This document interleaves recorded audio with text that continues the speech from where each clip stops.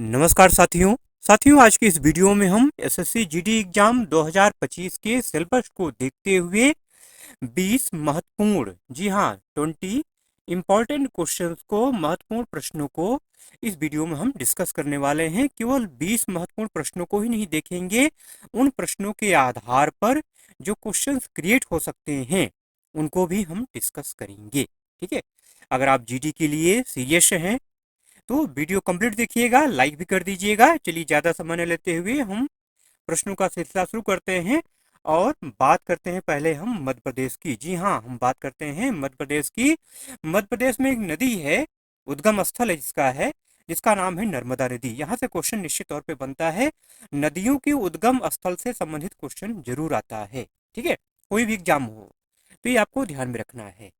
तो बात करते हैं हम नर्मदा नदी के उद्गम स्थल की। नर्मदा नदी का उद्गम स्थल कहाँ है? ठीक है, अब केवल यहाँ पे उद्गम स्थल की बात नहीं हो रही है, इससे नर्मदा का नाम जब आ गया, नर्मदा नदी का नाम जब आ गया तो इसके आधार पर बहुत सारे प्रश्न क्रिएट हो जाते हैं। ठीक है, जो कि आगे अब हम जो महत्वपूर्ण तथ्य मैंने लिए हुए हैं उसमें हम डिस्कस करेंगे, इस बात पर जानेंगे इसको। ठीक है, तो नर्मदा नदी के उद्गम स्थल की अगर बात की जाए तो आप ये जानते ही होंगे कि अमरकंटक, मध्य प्रदेश में एक जगह है अमरकंटक है जहां से नर्मदा नदी निकलती है। ठीक है, अब बात करते हैं, नर्मदा नदी पश्चिम में खंभात की खाड़ी से अरब सागर में गिरने से पहले 1312 किलोमीटर, मतलब लगभग 815 मील पश्चिम की ओर बहती है। ठीक है, मैंने कहा था ना, केवल नर्मदा नदी की बात नहीं हो रही, केवल एमपी की बात नहीं हो रही है। ये जो नदी है, ठीक है, चाहे ताप्ती हो, चाहे नर्मदा हो, ठीक है, चाहे माही हो, ये जो नदियां हैं ये पश्चिम की ओर बहती हैं। हिंदुस्तान की बाकी नदियां किधर बहती हैं ये आप जानते ही हैं, किधर बहती हैं, पूरब की तरफ बहती हैं। लेकिन कुछ नदियां ऐसी हैं जो पश्चिम की तरफ बहती हैं। पश्चिम की तरफ क्यों बहती हैं इसके बारे में भी हम आगे चर्चा करेंगे। ठीक है, तो नर्मदा नदी की अगर लंबाई की बात की जाए तो टोटल 1312 किलोमीटर, लगभग मतलब 815 मील है। ठीक है, और ये पश्चिम की ओर बहती है। यह भारत की उन नदियों में से एक है जो सतपुड़ा और बिंद पर्वतमाला से घिरी एक दरार घाटी में बहती है। ठीक है, ध्यान रखना है, सतपुड़ा और बिंद पर्वतमाला से घिरी दरार घाटी से बहती है। ठीक है, एक दरार घाटी नदी के रूप में नर्मदा डेल्टा नहीं बनाती, बाकी जो नदियां है ना डेल्टा बनाती हैं। ठीक है, जैसे गंगा नदी के बारे में आप जानते ही होंगे, सुंदरबन डेल्टा। ठीक है, हाँ, लेकिन ये जो नदियां हैं, जो पश्चिम की नदियां बहती हैं, पश्चिम की ओर बहने वाली नदियां डेल्टा नहीं बनाती हैं। ठीक है, तो फिर क्या बनाती है भैया? ये मुहाना बनाती हैं। क्या बनाती हैं? ध्यान रखना है आपको, पश्चिम की तरफ बहने वाली नदियां क्या बनाती हैं? मुहाना बनाती हैं। दरार घाटी से होकर बहने वाली अन्य नदियों में छोटा नागपुर पठार में दामोदर नदी और ताप्ती नदी शामिल है। ठीक है, ताप्ती नदी और माही नदी भी दरार घाटियों से होकर के बहती हैं। ठीक, अगला प्रश्न है करंट अफेयर्स। मान लीजिए करंट अफेयर संबंधित क्वेश्चन है कि वर्तमान में कानून मंत्री कौन है? तो अर्जुन राम मेघवाल, 18 मई 2023 से अर्जुन राम मेघवाल भारत के कानून एवं न्याय मंत्री के रूप में कार्य कर रहे हैं। ठीक है, अच्छा, इनके पहले कौन था? तो किरण रिजिजू थे। कौन थे? किरण रिजिजू। ठीक, अगला प्रश्न है साइंस से संबंधित क्वेश्चन है, विज्ञान का क्वेश्चन है कि शरीर की सबसे छोटी इकाई क्या है? शरीर से की सबसे छोटी इकाई होती है कोशिका। क्या होती है? कोशिका, जिसको आप क्या बोलते हैं? सेल बोला जाता है। ठीक है, तो शरीर की सबसे छोटी इकाई कोशिका होती है। मानव शरीर में सबसे छोटी कोशिका अनुमस्तिष्क कणिका कोशिका होती है, जिसकी लंबाई जो है 4 से 4.5 माइक्रोमीटर होती है। ठीक है, वहीं अगर सबसे बड़ी कोशिका की बात की जाए तो अंडाणु होता है, जिसका व्यास कितना है? 0.1 मिलीमीटर होता है। अब बात आती है कोशिका की खोज किसने किया? तो वैज्ञानिक रॉबर्ट हुक ने 1665 में कार को अपने द्वारा बनाए गए माइक्रोस्कोप के अध्ययन के द्वारा उन्होंने कोशिका की खोज की। कोशिका सिद्धांत को, अब यहाँ पे कोशिका की अगर बात हो रही है तो कोशिका सिद्धांत भी लगे हाथ जान लीजिए कि कोशिका सिद्धांत किसने दिया, एक क्वेश्चन भी पूछा जाता है। तो मैथियस जैकब लीडन और थियोडोर श्वान ने 1839 में कोशिका सिद्धांत दिया था। ठीक है, अगला क्वेश्चन है पंचवर्षीय योजना से संबंधित क्वेश्चन है। ठीक है, पंचवर्षीय योजना से संबंधित क्वेश्चन निश्चित तौर पे पूछा जाता है, ठीक है। चाहे वो पंचवर्षीय योजना का नाम बदल करके क्वेश्चन, मतलब पंचवर्षीय योजना का नाम अब क्या कर दिया गया ये पूछ लिया जाए, या पंचवर्षीय योजना कब से कब तक चली ये पूछ लिया जाए, या पहली पंचवर्षीय योजना किस मॉडल पर, दूसरी पंचवर्षीय योजना किस मॉडल पर, ठीक है, मॉडल पे आधारित क्वेश्चन आ जाए। बहुत तरह के क्वेश्चन बनते हैं, ठीक है। तो द्वितीय पंचवर्षीय योजना की अगर बात की जाए, चलिए यहाँ पे लिंक मैं आपको लगा दूंगा, ठीक है, ऊपर आई बटन में लिंक दे दूंगा पंचवर्षीय योजना का, वहां से आप डिटेल में पंचवर्षीय योजना को देख लीजिएगा। बहुत छोटा सा वीडियो है, तो आराम से तैयार हो जाएगा आपका, ठीक है। तो 1956 में द्वितीय पंचवर्षीय योजना कब शुरू हुई थी? 1956-57 में शुरू हुई थी, और यह 1960-61 तक चली, मतलब टोटल 5 साल। भारत की पहली पंचवर्षीय योजना 1951 से 1956 में शुरू हुई थी, ठीक है। 2014 में नरेंद्र मोदी सरकार ने योजना आयोग को भंग कर दिया और इसकी जगह नीति आयोग स्थापित किया। तो कभी कभी क्वेश्चन आपसे पूछा जाता है कि योजना आयोग का नाम बदल करके क्या कर दिया गया है, तो नीति आयोग कर दिया गया है, ठीक है। अच्छा, द्वितीय पंचवर्षीय योजना किस मॉडल पर आधारित थी? तो नेहरू महालनोबिस मॉडल पर आधारित थी, ठीक है। इस योजना का मुख्य उद्देश्य क्या था? बुनियादी और भारी उद्योगों के विकास पर विशेष जोर देने के साथ साथ तेजी से औद्योगिकीकरण था, ठीक है। अगला प्रश्न है कि जलियांवाला बाग में गोली किसके आदेश पर चली थी, ठीक है। तो जलियांवाला बाग के ऊपर क्वेश्चन निश्चित तौर पे बनता है, ठीक है, कि जलियांवाला बाग जिस दिन हुआ उस दिन कौन सा त्योहार था, ठीक है, लोग वहां पर क्यों इकट्ठे हुए थे, किस चीज का प्रोटेस्ट कर रहे थे, इस टाइप से बहुत सारा क्वेश्चन बनता है, ठीक है। तो जनरल डायर, ये तो आंसर की बात हो गई कि जनरल डायर इसका राइट आंसर है। 13 अप्रैल 1919, ये डेट आपको ध्यान में रखना है, 13 अप्रैल 1919 को जलियांवाला बाग कांड हुआ था, जिसमें गोली चलाने का आदेश British general Reginald Edward Dyer ने दिया था, ठीक है। अच्छा, वहां सभा क्यों हो रही थी? रॉलेट एक्ट का विरोध करने के लिए सभा हो रही थी। उस दिन बैसाखी था, बैसाखी का त्योहार था, मेला लगा हुआ था, लोग घूमने के आए थे, और साथ में एक वहां सभा भी रखी गई थी, तो लोग सभा में इकट्ठा हो गए थे, ठीक है। और अंग्रेजों को मौका मिला, ठीक है, जलियांवाला बाग में निकलने का मात्र एक रास्ता था, ठीक है, जिसकी वजह से बहुत सारी मौतें हुई, ठीक है। आंकड़ा निश्चित नहीं है कितनी मौतें हुई, ठीक है। रॉलेट एक्ट का विरोध करने के लिए सभा हो रही थी। अच्छा, जनरल डायर का क्या हुआ, ये भी क्वेश्चन अक्सर पूछा जाता है। तो 31 जुलाई 1940 को सरदार उधम सिंह ने डायर की हत्या कर दी थी, ठीक है। इंग्लैंड में जाकर के, ब्रिटेन में जाकर के जो है सरदार उधम सिंह ने क्या किया था, जनरल डायर को गोली मार दी थी। अगला प्रश्न है कि पंजाब के वर्तमान मुख्यमंत्री कौन है? करंट अफेयर्स तो नहीं कर सकते इसको, ठीक है, लेकिन ये है कि जब आपकी सरकार बनी थी पंजाब में ना, ये क्वेश्चन बहुत फेवरेट था, एसएससी ने बहुत बार पूछा था इसको, ठीक है। तो भगवंत मान अभी भी वर्तमान में है, क्वेश्चन आ सकता है। तो पंजाब के वर्तमान मुख्यमंत्री कौन है? भगवंत मान है, मतलब आप आम आदमी पार्टी की सरकार वहां पर है। भगवंत मान पंजाब के 17वें और वर्तमान मुख्यमंत्री हैं। जनगणना, अगला प्रश्न है, जनगणना से संबंधित क्वेश्चन है कि 2011 की जनगणना के अनुसार सबसे कम जनसंख्या वाला राज्य कौन सा है, ठीक है। तो सिक्किम, ध्यान रखना है आपको, सिक्किम इसका राइट आंसर है। 2011 की जनगणना के मुताबिक सिक्किम भारत का सबसे कम आबादी वाला राज्य था। कितनी जनसंख्या भैया यहाँ पे? 6.71 लाख, लगभग है 7 लाख मान लीजिए, ठीक है। वहीं 2011 की जनगणना के अनुसार अगर मिजोरम की बात करें तो 1 करोड़ के आसपास थी, ठीक है, 10 लाख मान लीजिए, 10 लाख के आसपास थी मिजोरम की जनसंख्या, ठीक है। मणिपुर की जनसंख्या 28 लाख के आसपास है, और मेघालय की जनसंख्या 29 लाख के आसपास है, ठीक है। वहीं हिमाचल प्रदेश की अगर बात की जाए तो 68.6 लाख के आसपास थी हिमाचल प्रदेश की जनसंख्या, ठीक है। इसके अलावा अगर आपसे ये भी पूछा जाता है, तो कम की बात हो गई ना, सबसे कम जनसंख्या कहाँ थी, सबसे ज्यादा जनसंख्या किस राज्य की थी, ये भी पूछा जाता है। तो उत्तर प्रदेश आपको ध्यान रखना है। 2011 की जनगणना के अनुसार भारत का सबसे ज्यादा आबादी वाला राज्य कौन था? उत्तर प्रदेश था, ठीक है। अगला प्रश्न है कि गुरु बिपिन सिंह का संबंध किस नृत्य से है? तो मणिपुरी नृत्य इसका राइट आंसर है। अगला प्रश्न है कि भारतीय दंड संहिता कब अधिनियमित किया गया था। ठीक है, तो भारतीय दंड संहिता जिसको आप आईपीसी कहते थे, अब आईपीसी आपका बीएनएस में कन्वर्ट हो गया है। ये आपको ध्यान में रखना है, करंट अफेयर्स के लिए बहुत महत्वपूर्ण क्वेश्चन है ये। ठीक है, तो भारतीय दंड संहिता की अगर बात करें, आईपीसी की अगर बात की जाए, तो 1860 में इसको अधिनियमित किया गया था। भारतीय दंड संहिता का जो मसौदा है ये 1834 में थॉमस बेबिंगटन मैकाले की अध्यक्षता में बने पहले विधि आयोग ने तैयार किया था। अगर आपसे पूछ लिया जाए कि पहला जो विधि आयोग था उसका अध्यक्ष कौन था, कौन था? मैकाले था। ठीक है, अगला प्रश्न है कि पहला खेलो इंडिया यूथ गेम्स कहाँ हुआ था। यूथ गेम्स से, ठीक है, इसके ऊपर क्वेश्चन निश्चित तौर पे बनता है, आपको ध्यान में रखना है। ठीक है, तो पहला जो खेलो इंडिया यूथ गेम्स हुआ था वो नई दिल्ली में हुआ था, 2018 में हुआ था। कब हुआ था? 2018 में हुआ था।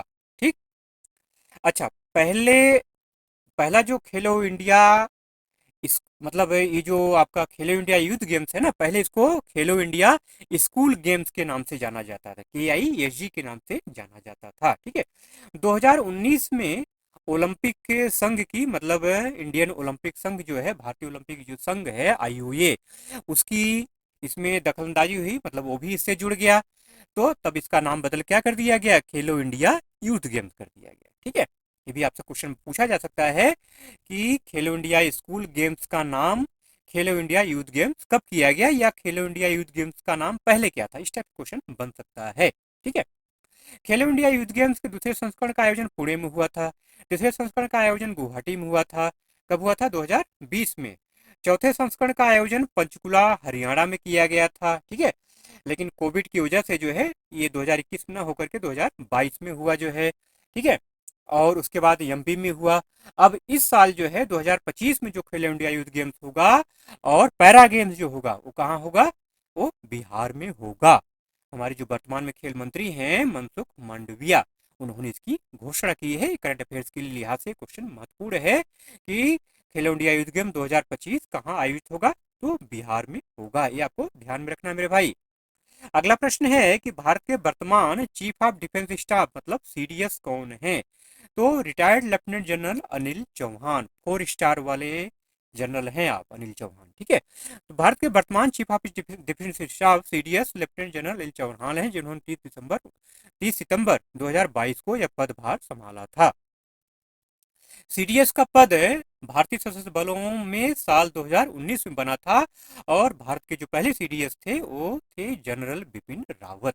ठीक है, तीसरा से retired lieutenant general Anil Chauhan जो है भारत के दूसरे CDS हैं। ठीक है, अगला प्रश्न है कि मौलिक कर्तव्य किस अनुच्छेद के अंतर्गत आता है। ठीक है, तो चलिए मौलिक कर्तव्य के बारे में हम टोटल डिटेल में आपको हम बता देते हैं। इसको आपको ध्यान में रखना, सारी बातें आपको ध्यान में रखनी है। देखिए, मौलिक कर्तव्य का जो विचार है ना, ये रूस से के संविधान से प्रेरित है। रूस, जिसको पहले सोवियत संघ कहा जाता था, वहां से प्रेरित है। 42वां जो संविधान संशोधन हुआ था 1976 में सरदार स्वर्ण सिंह समिति की सिफारिश के आधार पर, तो उसके आधार पर मौलिक कर्तव्यों को भाग 4 में शामिल किया गया था। मूल रूप से मौलिक कर्तव्य शुरू में 10 थे, बाद में जब 86वां संविधान संशोधन अधिनियम आया 2002 में, तो उसके माध्यम से एक कर्तव्य और जोड़ा गया। सभी 11 कर्तव्य संविधान के अनुच्छेद 51A भाग 4 में सूचीबद्ध हैं। राज्य के नीति निर्देशक सिद्धांतों की तरह मौलिक कर्तव्य भी प्रकृति में क्या है? गैर न्यायिक हैं। ठीक है, मौलिक कर्तव्यों की सूची की बात कर लेते हैं। अब आप इसको ध्यान रखना है आपको। देखिए, पहला जो मौलिक कर्तव्य है कि संविधान का पालन करें, उसके आदर्शों, संस्थाओं, राष्ट्रध्वज एवं राष्ट्रीय गान का आदर करें। स्वतंत्रता के लिए राष्ट्रीय आंदोलन को प्रेरित करने वाले उच्च आदर्शों को हृदय में संजोए रखें और उनका पालन करें। भारत की संप्रभुता, एकता और अखंडता की रक्षा करें तथा उसे अक्षुण्ण रखें। देश की रक्षा करें और आह्वान किए जाने पर राष्ट्र की सेवा करें। भारत के सभी लोगों में समरसता और समान भ्रातृत्व की भावना का निर्माण करें, जो धर्म, भाषा व प्रदेश या वर्ग आधारित सभी प्रकार के भेदभाव से परे हो। ऐसी प्रथाओं का त्याग करें जो स्त्रियों के सम्मान के विरुद्ध है। हमारी सामाजिक संस्कृति की गौरवशाली परंपरा का महत्व समझें और उसका परिरक्षण करें। प्राकृतिक पर्यावरण, जिसके अंतर्गत वन, झील, नदी और वन्यजीव आते हैं, की रक्षा और संवर्धन करें तथा प्राणी मात्र के लिए दया भाव रखें। वैज्ञानिक दृष्टिकोण से मानववाद और ज्ञानार्जन तथा सुधार की भावना का विकास करें। सार्वजनिक संपत्ति को सुरक्षित रखें और हिंसा से दूर रहें। व्यक्तिगत और सामूहिक गतिविधियों के सभी क्षेत्रों में उत्कर्ष की ओर बढ़ने का सतत प्रयास करें, जिससे राष्ट्र प्रगति की ओर निरंतर बढ़ते हुए उपलब्धि की नई ऊंचाइयों को प्राप्त किया जा सके। 11वां और अंतिम मौलिक कर्तव्य है कि 6 से 14 वर्ष की आयु के अपने बच्चों को शिक्षा के अवसर प्रदान करें, जिसे 86वां संविधान संशोधन अधिनियम 2002 के द्वारा जोड़ा गया। इसे ऊपर मैंने आपको अभी बताया था। ठीक है, तो ये मौलिक कर्तव्य के बारे में टोटल ABCD हो गया, ये आपको ध्यान में रखना है मेरे भाई। अगला प्रश्न है कि नीति आयोग के वर्तमान अध्यक्ष कौन है। ठीक है, योजना आयोग का नाम बदल क्या कर दिया गया है, नीति आयोग कर दिया गया है। तो नीति आयोग के वर्तमान अध्यक्ष कौन है, श्री BBR सुब्रमण्यम। ठीक है, 25 फरवरी 2023 को उन्होंने पदभार संभाला है। इससे पहले कौन थे, अमिताभ कांत थे। 2016 से 2023 तक इस पद पर अमिताभ कांत CEO थे। ठीक है, अच्छा, नीति आयोग का अध्यक्ष कौन होता है, नीति आयोग का अध्यक्ष होते हैं प्रधानमंत्री। इस परिषद में सभी राज्यों और केंद्र शासित प्रदेशों के मुख्यमंत्री और कुछ केंद्र शासित प्रदेशों के उपराज्यपाल शामिल होते हैं। नीति आयोग का मुख्यालय कहाँ है, नई दिल्ली में है। ठीक है, अगला प्रश्न है कि शुष्क बर्फ किसे कहते हैं। तो कार्बन डाइऑक्साइड को शुष्क बर्फ कहा जाता है, इसको CO2 कहा जाता है, CO2। ठीक है, CO2 जो है, ये शुष्क बर्फ जो है, ये कार्बन डाइऑक्साइड का क्या है, ठोस रूप है। ठीक है, इसे कार्बन डाइऑक्साइड गैस को संपीड़ित करके और ठंडा करके बनाया जाता है। इसे शुष्क बर्फ क्यों कहते हैं, क्योंकि यह पिघलती नहीं है। इसे ड्राई आइस भी कहा जाता है, क्योंकि यह त्वचा को गीला नहीं करती है, लेकिन बहुत खतरनाक होती है। ठीक है, अगला प्रश्न है कि महावीर जयंती किस महीने में मनाई जाती है। त्योहारों से संबंधित क्वेश्चन निश्चित तौर पे आता है मेरे भाई। ठीक है, तो चैत्र मास, ये आपको ध्यान में रखना है, चैत्र मास। महावीर जयंती हर साल चैत्र महीने के शुक्ल पक्ष की त्रयोदशी तिथि को मनाई जाती है। चैत्र का महीना जो है, ये मार्च अप्रैल के आसपास पड़ता है। जैन धर्म के प्रमुख त्योहारों में से एक महावीर जयंती भगवान महावीर के जन्मदिन के रूप में मनाई जाती है।